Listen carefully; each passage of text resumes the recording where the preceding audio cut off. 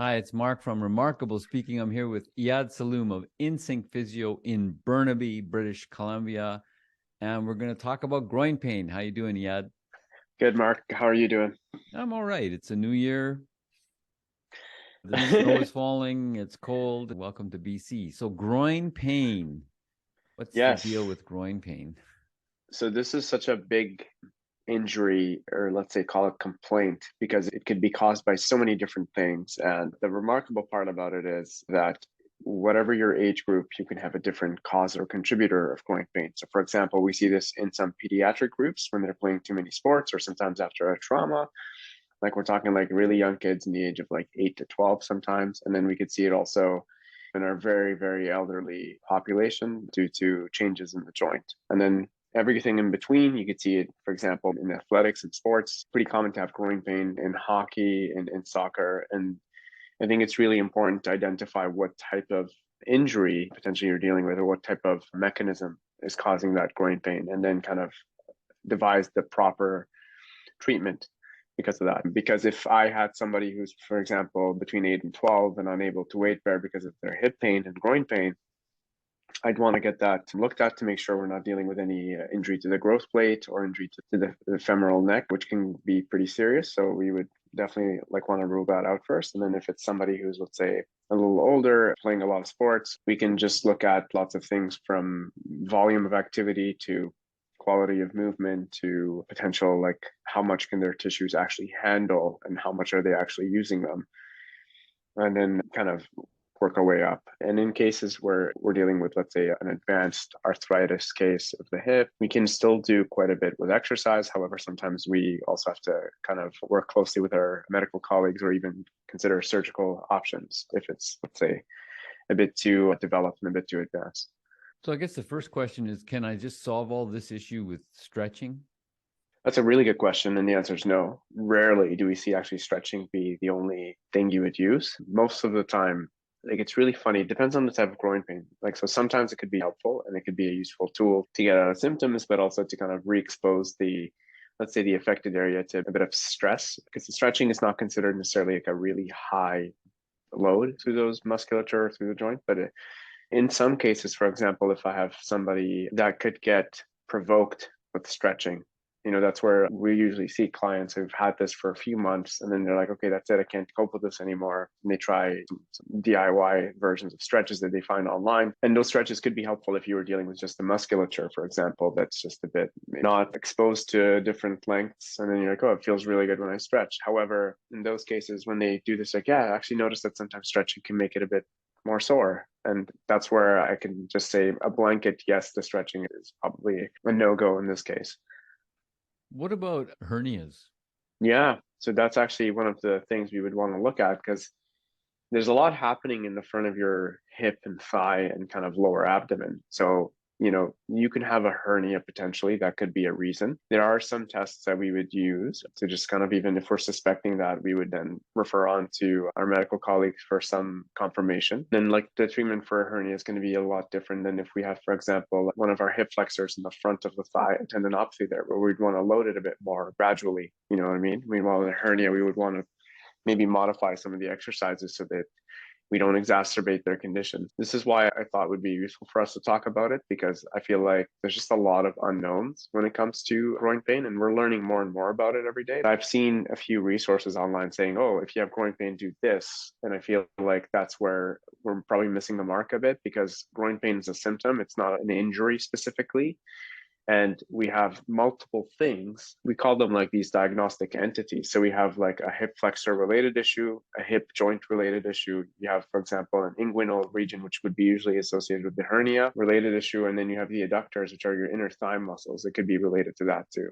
So there's like, these are the big four major entities. And then we look at also potentially, does this person have a low back condition that's referring to the front of the hip? Could be any of those things. So that's where it's good to have a set of eyes on it and just kind of get the right idea of what you're dealing with so you can actually intervene with it appropriately. Because sometimes it could be felt at the hip, but not caused by the hip, if it's the low back, for example. So, how often is it an issue of overtraining or not proper warming up or whatever that issue is that, like you've alluded to, versus Mhm. an imbalance, which we see often in other parts of pain issues that people have?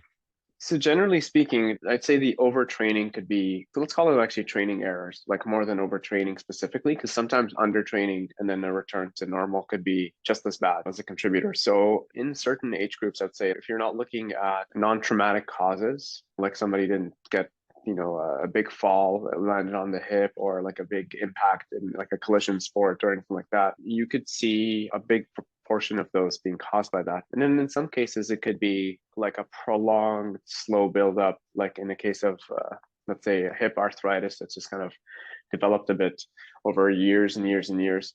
So in that case, it's hard for us to just pinpoint and say it's overtraining alone, because there's a lot of factors that go into it, like your metabolic health or your body weight. Inflammation in the body could also contribute to this. If you had small, repetitive, old injuries and that didn't get a chance to heal properly, that could also potentially predispose you, along with this overtraining that could be, for example, what made you feel it. But it's highly unlikely to say that, oh, you ran once and that's why your hip has become arthritic, because that doesn't hold up. Running isn't necessarily bad for you. It's actually quite good. But as with anything, you do too much of something all at once, it might make you a bit more likely to be sore and maybe need to come into one of our offices to see what we could do about it. So, when you're prescribing, once you've diagnosed exactly what the root cause is of the pain, Mm-hmm. or it could be multiple issues, I'm sure, Yes. then what's the typical course of treatment look like? So great question. Again, it depends on what are you trying to get back to. If you are just like, hey, I just need to be able to walk around the block and be able to run my chores, do my errands, that kind of thing, then that's going to be a very different thing than if you're, let's say, a Div 1 soccer player that needs to be able to sprint at high speeds repeatedly, cut and change direction.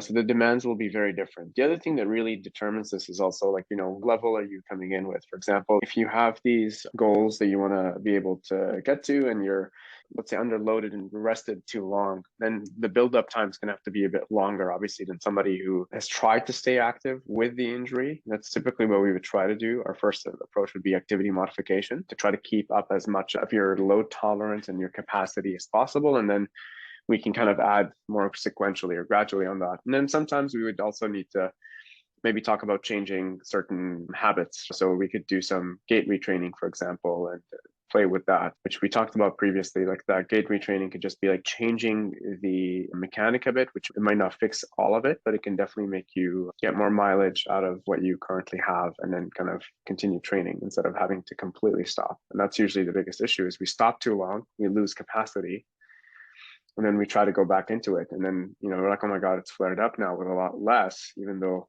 when we stop, it feels good when it settles down and you're feeling normal. But then the second you go back at it again, you're like, oh, wow, it's sore again. So we think we re-aggravated it. But in reality, your tolerance was here, you rested, so it dropped a bit, and then you try to go up again. Well, now your tolerance has been lower because you've just been doing nothing. And then that's kind of a vicious cycle where we rest and spike up too much. Time frame to heal? Very good question too. It really depends what we're dealing with, and it really depends what we're working towards. So I'd say anywhere from 4 weeks to 6 months to a year. It really, really depends. I think we're looking at different things. So for example, if we're dealing with something it depends on something called irritability. Like, that's a really good thing to kind of look at. It's like, well, how long into your activity does it get bothered in? So if you're the kind of person who I feel it at 10K of running, that outcome is going to be so different than if somebody else is, I feel it in my first 3 steps. So that sensitivity level really matters. And then also healing in that sense is very different in these injuries because it's all about how much tolerance can we build up to get you to your goal. So giving a blanket term doesn't make sense. Most tendons, for example, that we're dealing around the groin will take about 12 weeks of a good loading program to kind of be able to handle that strain and stress. So that's probably as specific as I could be with you in the absence of all the important pieces that we could use to frame this. Of course. Well, if you've got a lot of pain in your hip, the guys to see in Burnaby, North Burnaby, are Insync Physio. You can book online at insyncphysio.com. You can call the office to book 604-298-4878. You better call and book if you've got pain. They'll get you feeling better as quickly as possible because they will diagnose the root cause of what's going on. Thanks, Iyad.